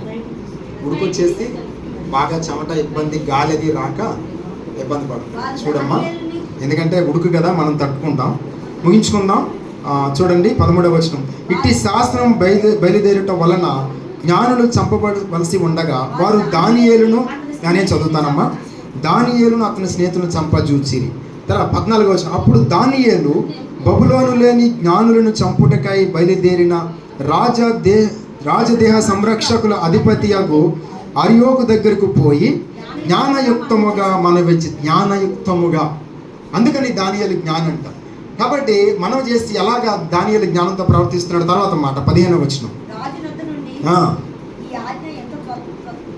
నేను చదువుతానమ్మా. రాజు నొద్ద నుండి ఈ ఆజ్ఞ ఎంత త్వరితముగా వచ్చుట ఏమని దానియేలు రాజు యొక్క అధిపతి అయిన అర్యోకును అడగగా అర్యోకు ఆ సంగతి దానియేలుకు తెలియజెప్పాను. తర్వాత అప్పుడు దానియేలు రాజు సన్నిధికి పోయి స్వప్న భావమును తెలియజేయుటకై తనకు సమయము దయచేయమని కదా. కష్టం వచ్చినప్పుడు ఎక్కడికి వెళ్ళాడు? చాలా జ్ఞానంతో ప్రవర్తించాడు. రాజు దగ్గరికి వెళ్ళి సమయం ఇమ్మని అడిగాడు. తర్వాత మాట మనం చదువుతాం 17వ వచనం. అప్పుడు దానియేలు తన ఇంటికి పోయి తన స్నేహితుడైన అజ్ఞాకుకు మిస్పయేలుకు అజ్రాలకు సంగతి తెలియజేసి తానును తన స్నేహితులను బబులోనులోని తక్కిన జ్ఞానులతో కూడా నశింపకుండునట్లు ఆ కళ యొక్క మర్మ విషయములో పరలోకమందున దేవుని వలన కటాక్షము పొంది నిమిత్తము ఆయనను వేడుకునుడని కదా. ఇది చేయాల్సిన పని. ఇప్పుడు నయోమి ఎలీమెలికి పని చేయాలి, వారి పని చేయాల. తర్వాత లోతు యొక్క 2 కుమార్తెలు పని చేయాలి, వారి చేయాల. వారు శాపగ్రస్తమైన ఒక జనాంగాన్ని భూమి మీదకి తీసుకొచ్చారు. అలాగే ఎలీమెలికి చనిపోయాడు, 2 కుమారులు కూడా చనిపోయారు. సో ఇదంతా దేనిని బట్టి? జ్ఞానం లేకుండా సొంత నిర్ణయాలు తీసుకున్న కారణాన్ని బట్టి. అక్కడ గారడి విద్యాలు వీళ్ళందరూ కూడా చనిపోవాలి. వాళ్ళతో పాటు దానియేలు 3 స్నేహితులు కూడా చనిపోవాలి. ఈ దానియేలు ఏం చేస్తాడంటే వీరిని కాపాడుకుంటమే మాత్రం కాకుండా వారందరినీ కాపాడగలిగాడు. ఎంత జ్ఞానముగా దానియేలు ఆలోచించాడో చూడండి. దానియేలుకి ఏం తెలుసు? ఎలాంటి సంగతిని చెప్పగలిగిన వాడు దేవుడు ఒక్కడే అని తెలుసుకున్నాడు. అదే మనం చదివాం. దానియేలు గ్రంథం 2వ అధ్యాయము 18వ వచనంలో చదువుతాం. తానును తన స్నేహితులను బబులోను తన తక్కిన జ్ఞానులతో కూడా నశింపకుండానట్లు ఆ కళ యొక్క మర్మ విషయంలో పరలోకమందున దేవుని వలన కటాక్షము పొందు నిమిత్తమై ఆయనను వేడుకునుడని వారిని హెచ్చరించాడట.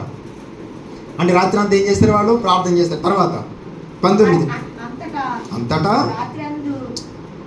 రాత్రి అందు దర్శనము చేత ఆ మర్మము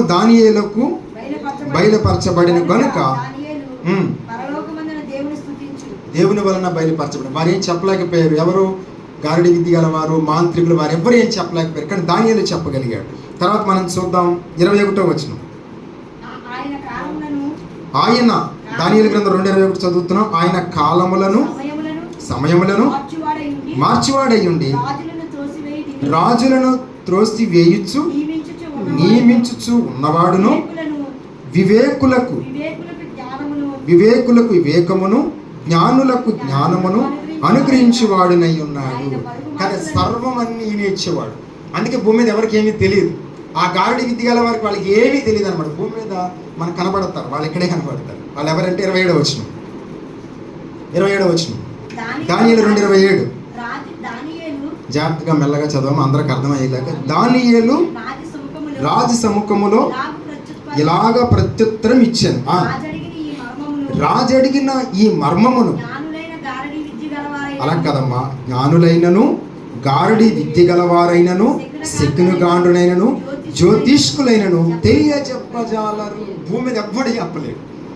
ఇక్కడ జ్యోతిష్కులు ఉన్నారు కదా, ఇప్పుడు వాళ్ళకి ఏమీ తెలియదు. చేతులు చూసి చెప్పేవాళ్ళు కదా, ఇంకా లేకపోతే గుమ్మాలు చూసి ఇక్కడ అక్కడ ఎవ్వరికి ఏమీ తెలియదు. మర్మములు తెలియజేయట దేవుని యొక్క అధీనం కదా, దేవుని యొక్క స్వాధీనం. అదే చెప్పాడు 22లో. ఆయన మరుగు మాటలను మర్మములను బయలుపరుచును, అంధకారములోని సంగతులు ఆయనకు తెలియను అని చెప్పాడు. దానియేలు 2:22 ప్రకారం ఆయనకు మాత్రమే తెలుసు, ఆయన మాత్రమే తెలియజెప్పేవాడు. కాబట్టి 27వ వచనంలో దానియేలు రాజు సముఖంలో ఎలా ప్రత్యుత్తరం ఇచ్చాను. రాజు అడిగిన ఈ మర్మమును జ్ఞానులైనను గారడి విద్య గలవారినను శకునుడు గాండ్రులైనను జ్యోతిష్కులైనను చెప్పజాలరని చెప్పి 22 అన్నాడు. అయితే మర్మములను బయలుపరచు గల దేవుడు ఒకడు పరలోకమందున్నాడు కదా, పరలోకమందున్నాడు అని తెలియజేవాడు ఆయన. దాన్ని ఎలా కాపాడుకున్నాడంటే జ్ఞానము చేత, భక్తుడైనందున తను తాను కాపాడుకున్న ఇతరులను కూడా కాపాడు. బుద్ధిహీనుడు ఏం చేస్తాడు? తను నష్టపరిచిన ఇతరులను కూడా నష్టపరుస్తాడు. ఈ గారడి విద్యాలయ వాళ్ళు ఏం జరిగిందంటే ఆ రాజ్యంలో జ్ఞానులందరూ కూడా నశింపవలసి వచ్చింది. ఎందుకంటే రాజు ఆజ్ఞ ఇచ్చేసాడు. అలాగే ఎలీమెలెకు అలాగే నయోమి వీళ్ళు ఏం చేశారంటే వాళ్ళ జ్ఞానం వలన 2 కుమారులు కూడా పోగొట్టుకున్నారు. అదే ఒకవేళ ఎలీమెలెకు ఆ నయోమి జ్ఞానంగా ప్రవర్తించి ఉంటే 2 కుమారులు కూడా బ్రతికి ఉండేవారు. సో దీనిని బట్టి దేవుని వద్ద విచారణ చేస్తూ జ్ఞానాన్ని పొందుతూ వాక్యం వింటూ దేవుని ప్రార్థిస్తూ జ్ఞానాన్ని పొందితే మనం రక్షించుకోవడమే కాదు, మన రక్షణ కాపాడుకోవడమే కాదు, ఇతరులను కాపాడగలం, ఇతరులకి రక్షణ ఇవ్వగలం, ఇతరులను కూడా మనము కాపాడగలుగుతాం. ఈ వాక్య సారాంశం అర్థమైందా మీకు? ఏమైనా అర్థమైంది? ఏం అర్థం లేదా? ఏదో చెప్పారు అక్కడెక్కడ, మాకేం అర్థం కాలేదు కదా. అర్థమైందా వాక్యము? రూతు గ్రంథంలో ఆమె ఏం చేసిందంటే మోయాబు దేశానికి వెళ్ళిపోయింది. దేవుణ్ణి అడగాలి. ఏ కష్టం వచ్చినా, ఏదొచ్చినా, ఏ సమస్య వచ్చినా, ఏ ప్రశ్న అయినా సరే ఆయన్ని అడగాలి. ఎవరేం చెప్పినా చేయకూడదు. ఎవరేం చెప్పినా దేవుని వద్దనే అడగాలి. దావీదు ఏం చేశాడు? ఫిలిష్తీయులు వచ్చినప్పుడు యుద్ధానికి వెళుదునా అన్నాడు. వెళ్ళన్నాడు ఒకసారి, రెండోసారి ఏమన్నాడు? వెళ్ళొద్దని. 2 సమయాలు 5:18-19 ప్రకారం మనం చదువుతాం. కాబట్టి దేవుని వద్ద విచారణ చేస్తే మనకు మేలు కలుగుతుంది. కానీ దానియేలుకున్న జ్ఞానము ఆనాడు ఎలీమెలెకుకి లేదు కదా. ముగించుకుందాం. ఋతు గ్రంథంలోకి వచ్చేయండి. ఈ మాట చదువుకుని మనం బలలోకి వెళ్తాం. ఋతు గ్రంథం 1వ అధ్యాయము ముగిస్తున్నాను వాక్యాన్ని, ఎందుకంటే కొంచెం వేడిగా ఉంది, ఇబ్బందికరంగా ఉంది కాబట్టి నేను కూడా ఇబ్బంది పడుతున్నాను, అందుకే ముగించేస్తాను. ఋతు గ్రంథం 1వ అధ్యాయములో న్యాయాధిపతులైన దినములందు దేహములో కరువు కలగగా యోదా బెత్లెహేము నుండి ఒక మనుషుడు తన భార్యను తన 2 కుమారుని వెంట పెట్టుకుని మోయాబు దేశమున కాపురం ఉండుటకు వెళ్ళెను. మోయాబు శాపగ్రస్తమైనది. యోదా బెత్లెహేము ఆశీర్వదింపబడిన దేశం. సో ఆశీర్వాదం ఎక్కడుంది?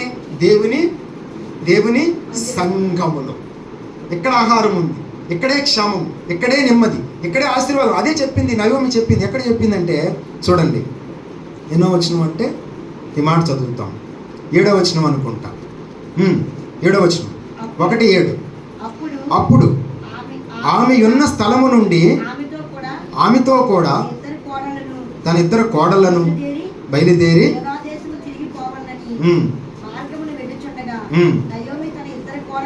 కదా ఎక్కడికి తన ఆ మాట చెప్పేసి ఈ మాట చదువుకుని మనం ముందుకు వెళదాము. చూద్దాం. ఎన్నో వచనం చదువుతారంటే ఈ మాట చదువుతారా? 19వ వచనం చదువుతారా? 19, 1. వారు బెత్లెహేమునికి వచ్చినప్పుడు ఆ ఊరి వారందరూ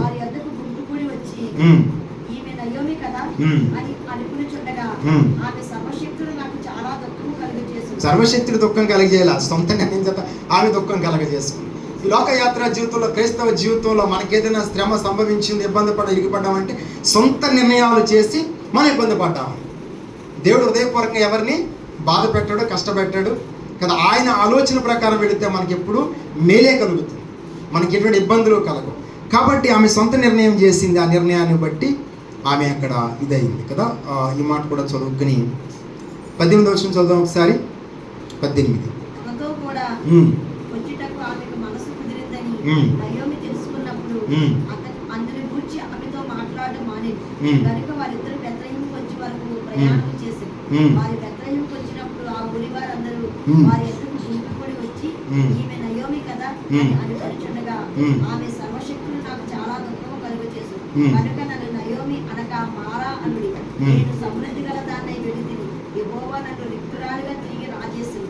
మీరు నన్ను నయోమి అని పిలవనేలా, యెహోవా నా మీద విరుద్ధంగా సాక్ష్యము పలికెను, సర్వశక్తులు నన్ను బాధపరచునని వారితో చెప్పాను. అట్లా నయోమి ఆమెతో కూడా మోయాబురాలైన రూతు అని ఆమె కోడలు మోయాబు దేశం తిరిగి వచ్చి వారిద్దరూ ఎవరికొత్త ఆరంభంలో బెత్లెహేములో ఎప్పుడు వచ్చారు వీళ్ళు? 21లో కదా.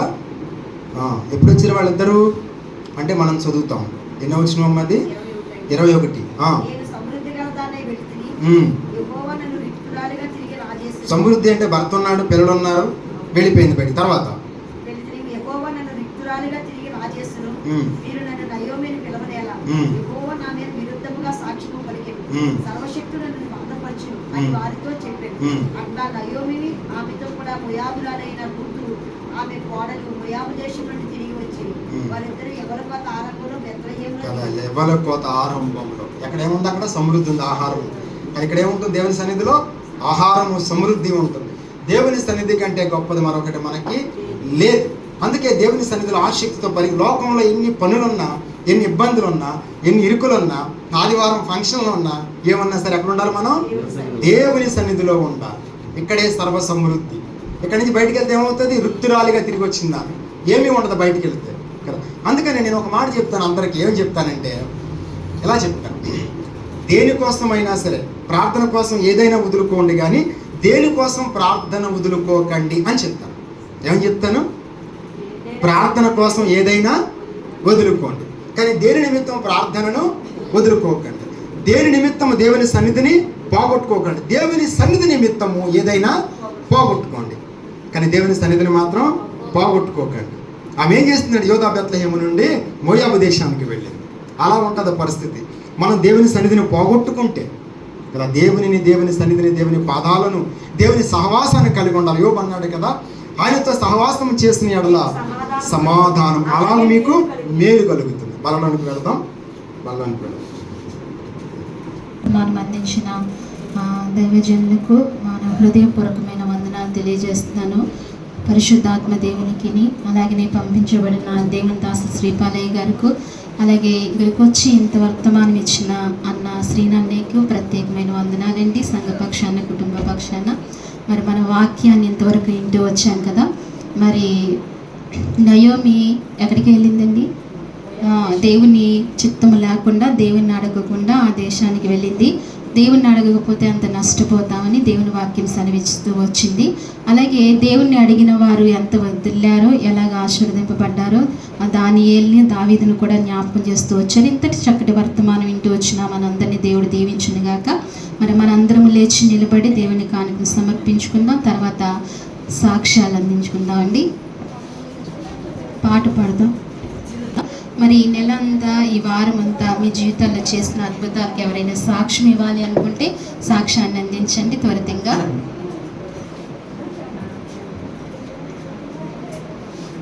సాక్ష్యం అందించే వాళ్ళు ఎవరైనా? అమ్మగారికి, అయ్యగారికి, పెద్దమ్మగారికి వందనాలు. సహోదరులందరికీ వందనాలండి.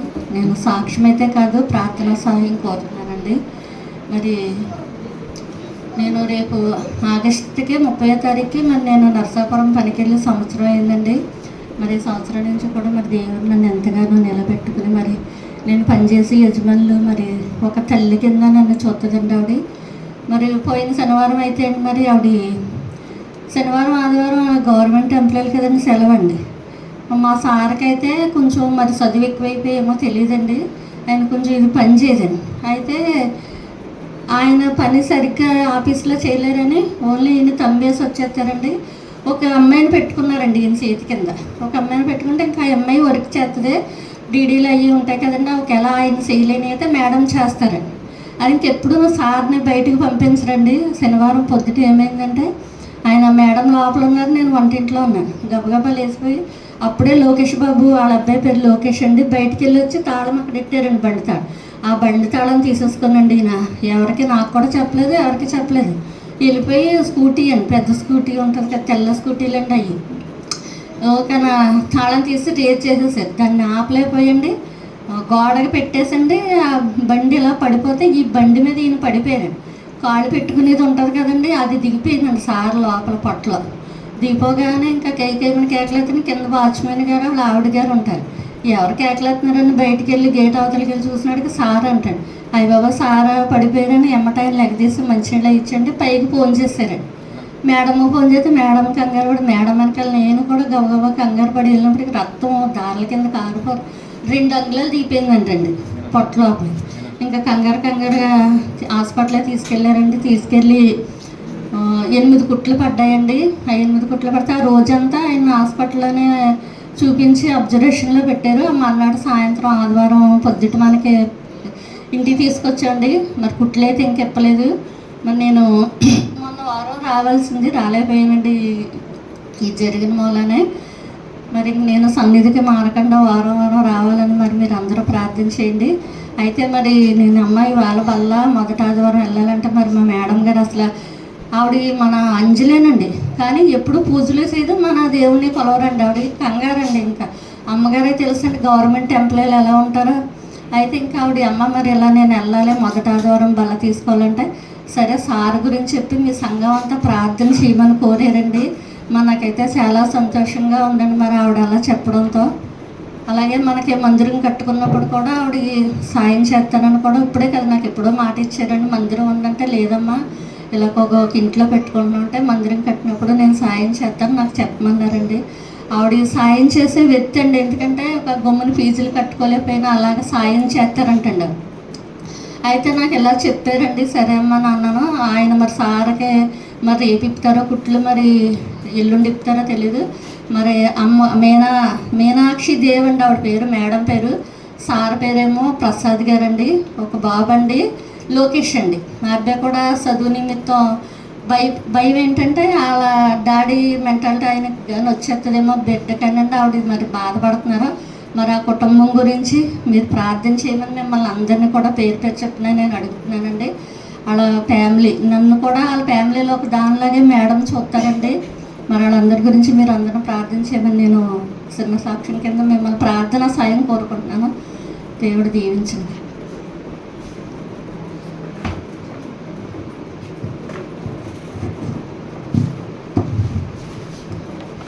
సాక్ష్యాన్ని బట్టి దేవునికి వందనాలు చెల్లిద్దామండి. మరి ఇచ్చిన సాక్ష్యాన్ని బట్టి దేవునికి మహిమ కలుగును గాక. అలాగే మరి గంగారు చెప్పారు కదా, మరి కుటుంబం కొరకు మీ అనుదిన ప్రార్థనలో జ్ఞాపకం చేసుకోండి.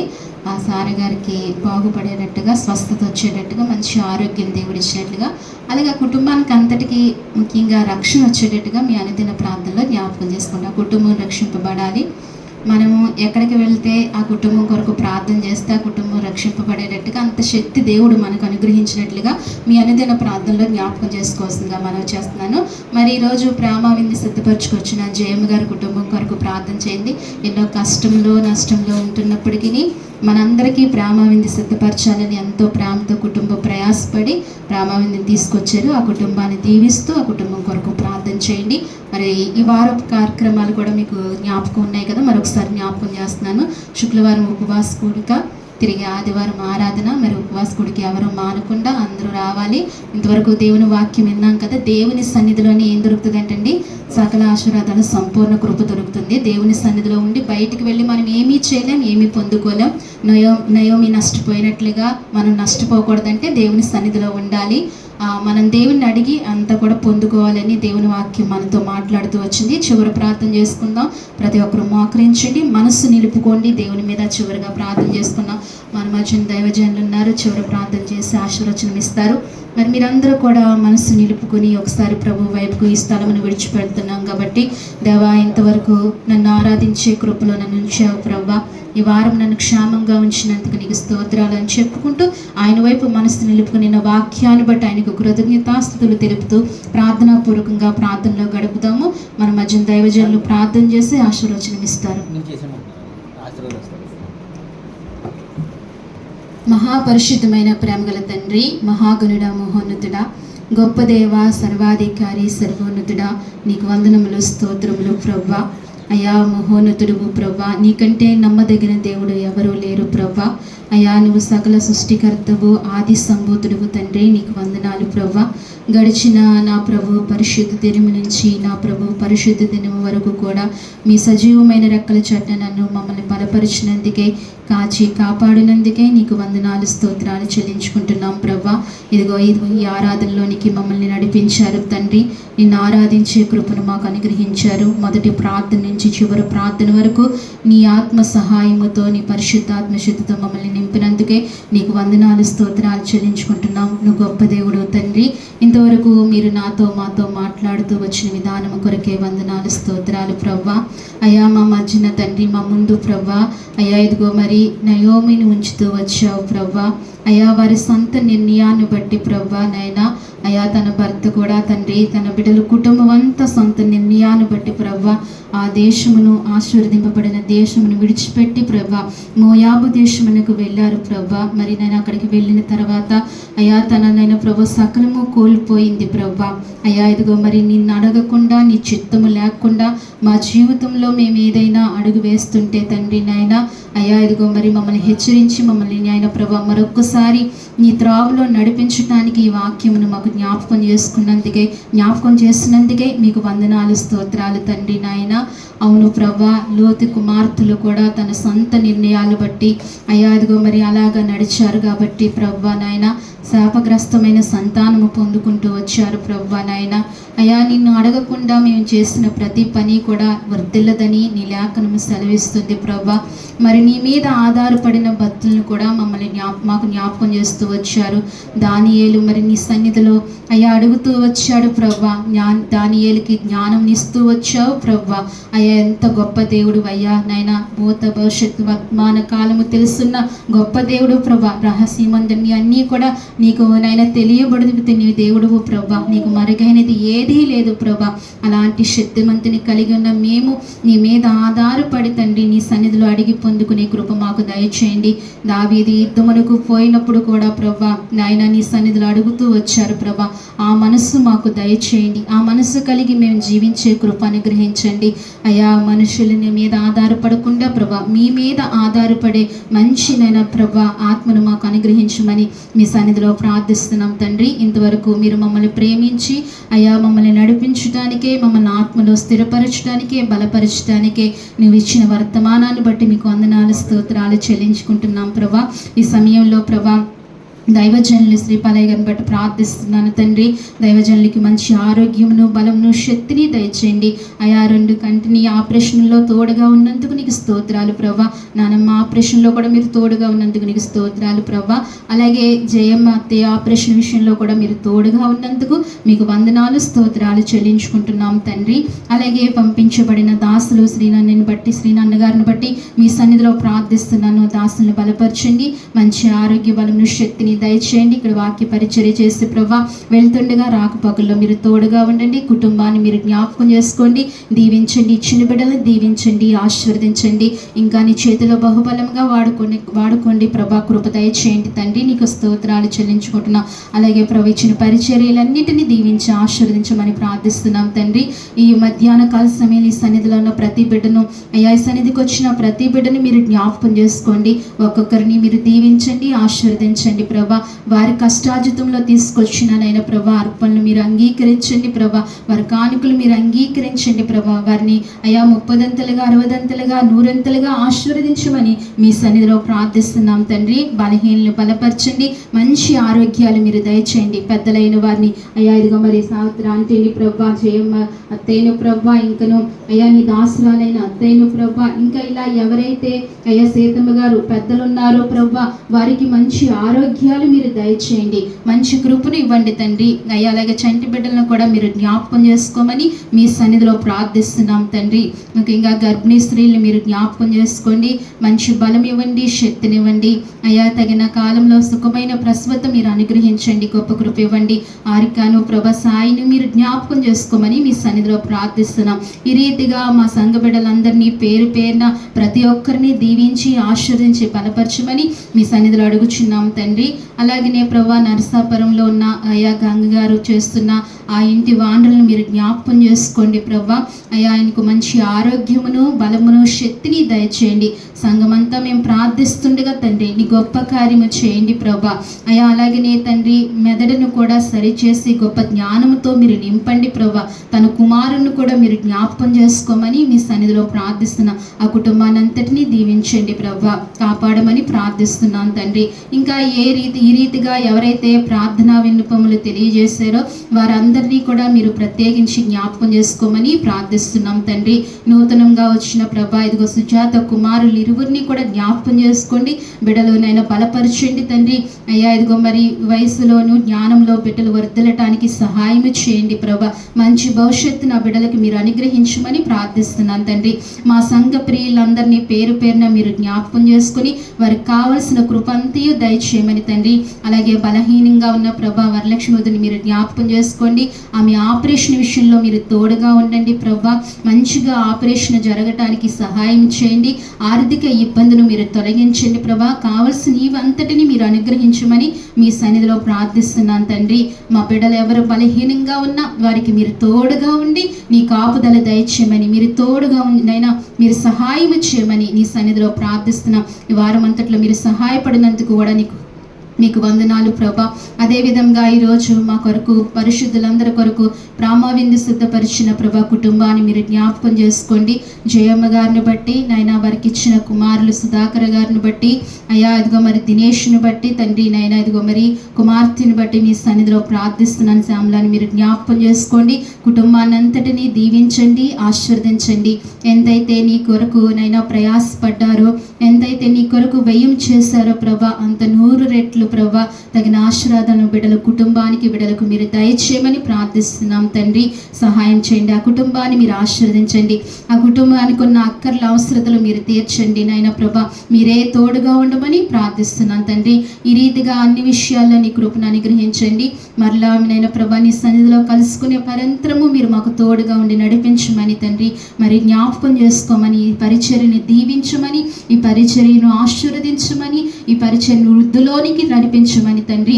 అయా విస్తరింప చేయమని, అనేకమైన నూతన ఆత్మలు నడిపించమని, నశించిపోతున్న ఆత్మలు చేర్చుకోమని నీ సన్నిధిలో ప్రార్థించుకుంటూ మీకు వందనములు స్తోత్రములు చెల్లించుకుంటూ స్తుతించి ప్రార్థించి మా ప్రియరక్షకుడైన యేసుక్రీస్తు వారి నామములు అడిగి వేడుకుంటున్నాము తండ్రి. మన తండ్రి అయిన దేవుని ప్రేమ, కుమారుడైన క్రీస్తునాథు నా యొక్క కృప, పరిశుద్ధాత్మ దేవుడిచ్చే అన్యోన్య సహవాసం భూలోకంలో ఉన్న సకల భక్త కోటికి, సార్వత్రిక సంఘమునకు, సకల పరిశుద్ధులకు, ఈ స్థానిక సంఘమునకు, సంఘ సేవకుని యొక్క కుటుంబానికి, ఇక్కడ చేరి ఉన్న మనందరికీ ఇప్పుడును ఎల్లప్పుడూ సదాకాలము దేవుడు తోడయుండి నడిపించును గాక. ఆమేన్. ఆమేన్. ఒకసారి మన మధ్యన అన్న కిరణ్ అన్న వచ్చినారు, ఒకవేళ ఆహ్వానాన్ని అందిస్తారు. ఆయనకి ఒకసారి మోజెస్ గారిది, జాన్ మోజెస్ గారి చర్చ్ దగ్గర అండి. ఈ మీటింగ్లు తప్పనిసరిగా వెళ్ళండి, ఎందుకంటే ఈ మీటింగ్స్ జరుపుతున్నది ఎవరంటే ప్రభు కిరణ్ అన్నే. సంవత్సరానికి 2 ఉపవాస కూడికలు వారి సంఘంలో జరుగుతున్నాయి. దేవుడు ప్రేరేపించి 3 సార్లు చేయాలని అన్నకు ప్రేరేపించి ఈ కూడికు కావలసిన బాధ్యత, కావలసిన వ్యయం అంతా కూడా అన్నీ ఖర్చు పెట్టి చేస్తున్నారు మరి కూడుకులను. మీరు అనుదిన ప్రార్థనలో జ్ఞాపకం చేసుకోండి. వాతావరణాన్ని అన్నిటినీ స్వాధీనపరుచుకున్నట్లుగా మీ అనుదిన ప్రార్థనలో జ్ఞాపకం తప్పనిసరిగా ఈ కూడుకులకు అందరూ రావాల్సిందిగా మనం చేస్తున్నాం. మిమ్మల్ని అందరినీ దేవుడు దీవించి ఆశీర్వదించుగాక.